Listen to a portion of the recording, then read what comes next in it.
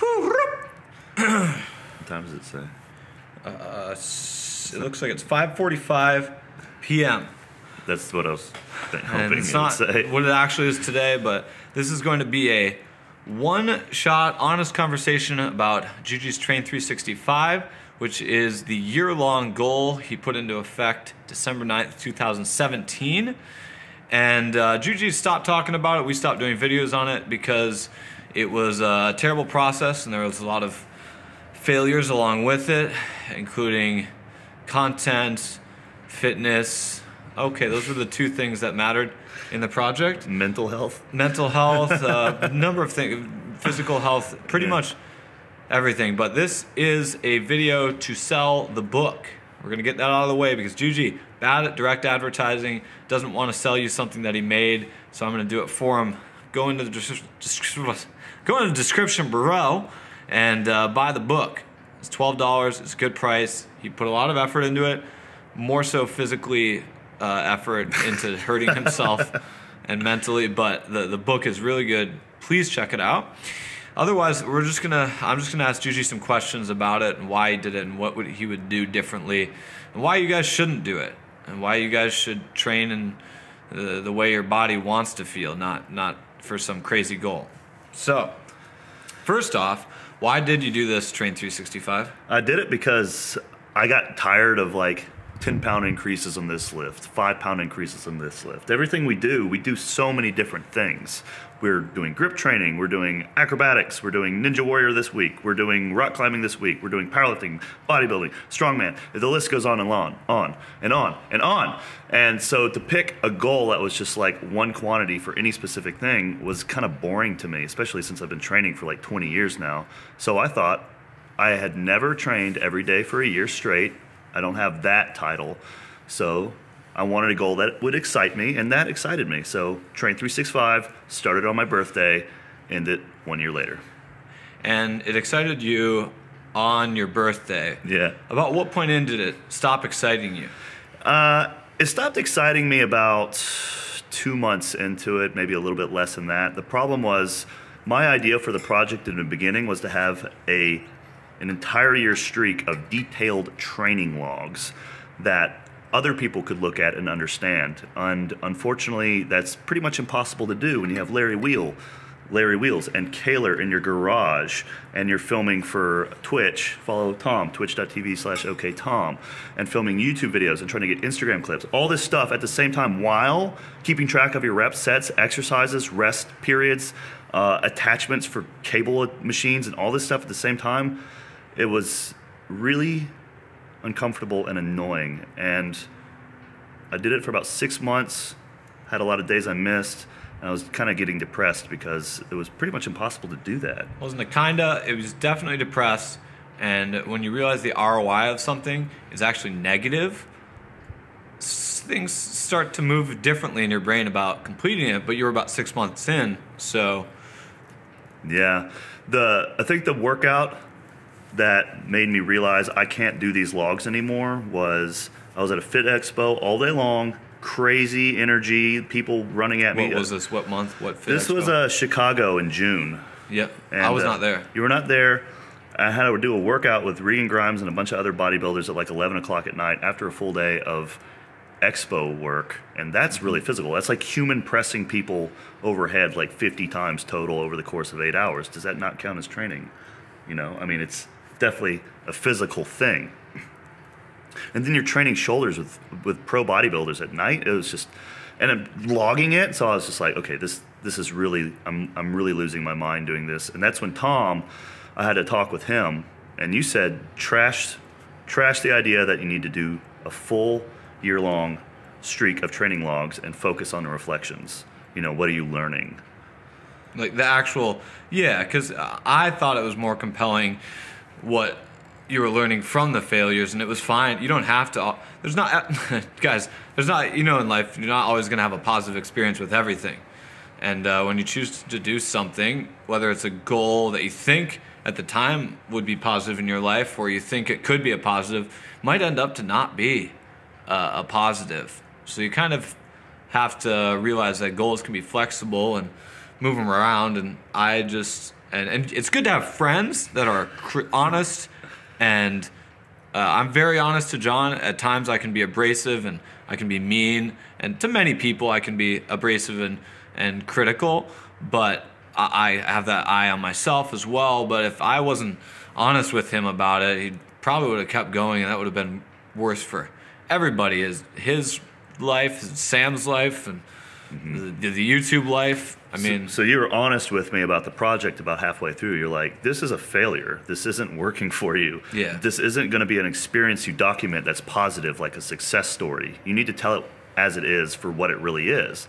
And it's something that was ruining a lot of things in my life. It was something that was ruining training for me. It was like a curse hanging over my head every day. See, training is supposed to be like a privilege. It's something that you can do. It's a luxury. We have time and energy to waste it on things like moving weights around over and over again. That's a luxury. That's a privilege.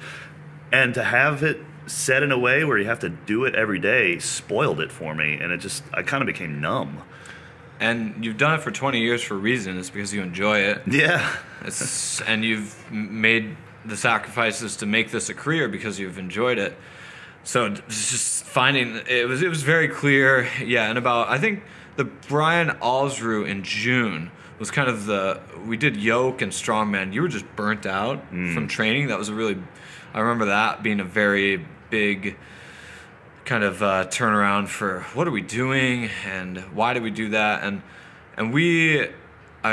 now how do you feel about training after we kind of in October, September kind of changed around a lot of things to allow us time for training outside of videos as well, because that makes videos it compounded. It was videos and this Train 365 goal made his training suffer. You still PR'd and stuff this year, but that's a PR doesn't necessarily mean you were effective. Correct. Yeah.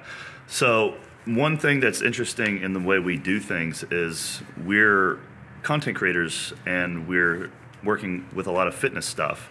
And so you have to film your training and you have to film working with some of the best in the world, and you have to bring your A game when you're working with them.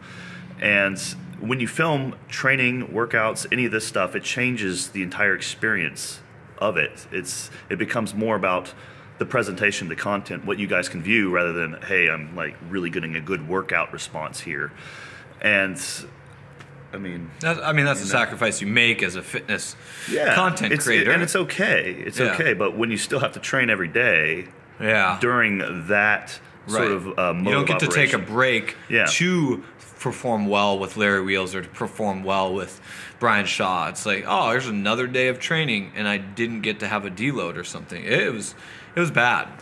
But you kept up with the book and you kept writing it, and there's a lot of people that have wanted you to finish it and to check it out. But you decided to structure it a little differently over the time period. Yes. And what was the turning point for you there? The turning point in restructuring it for me was the mid mark of the year when you told me to change the success story thing that I wanted to hold on to into, this has become a failure, and this is more about me reflecting on it and actually like, hey, here's what you can learn from it. This is the real deal of what's going on. So the book is structured with the first week of workout logs, and then it's going to have a bunch of reflection journals where, there's periodic updates, and they're titled in a way where you can just easily find something you're interested in. And then I took the 30 most interesting workout logs I could from the 6 months where I was logging it, and there's an extensive Q&A at the end of the book where, look, you don't have to read this book from the beginning to end. In fact, you shouldn't. You should really just hit Control F and search for a keyword. Search for squat, because I tell you how I fixed my knees after years and years of not working correctly. That was cool. I mean, that's the best thing of 2018 for you. My knees are great now. Yeah. I told you about my blood work. I told you about my breakfast updates. I told you about all these things that I found that helped me along the way, and all the things that did not help me. For example, in the Q&A, there's one form of recovery method that I found was really bad. It did not help. So there's a lot in there, and it's just a nice mix, a buffet of just cool stuff. Just is that cryotherapy? No, it's not cryotherapy. Oh shoot! Was it CBD oil? Do you still have that promo code? No, we don't, unfortunately. But I do own stock in a CBD company, guys. So check them out. It's one of them. But we've got so the book is out. This video is just to sell the book, but if you watch the video, you basically got a synopsis of what the book is like. We have been doing a lot of intense, I would say, skit-based and script-based and editing-based videos that I've spent a lot of time on in the last few weeks. So we decided to give you this more honest approach to what Juji's been doing for the last year in terms of training, because we don't really focus on his training on this channel. It's more of focused on his training with other people, and that's fine. You guys like that. We like that. Yeah, we love it. Because it's great. There's not too many fitness people that can step back from themselves and let the other people shine on the camera. And that's a holier than thou attitude I like to put into play there. But I mean, fitness is quite egocentric in general. Social media is quite egocentric. So when you can have a channel that's based on us interacting with other people, it's pretty cool. No, it's awesome, man. But that was a big thing that Juji was focused on for himself and completing, and he's done with it. The Train 365, if you didn't watch the Strange Addiction video, is definitely done. The book's out. John, buy it. What's the biggest thing? Buy it. Buy it? Yeah, buy it. Then, it's good. It's good. I'm happy with the way it turned out. Lastly, if someone was to ask you about your book in an elevator, what would you say to them? I would say, if you buy this book, it's going to teach you how to choose the amount of time you spend training and how you balance your training with your life so that you can have the best experience possible. Does it sound good to you? I'm sold. Okay. I'll buy a copy. Yeah, it's great. Oh wait, is it digital? Shit, we forgot to tell them that. It's not print. It's digital. It's okay. It's on the product page. I mean, it's digital. It's definitely digital.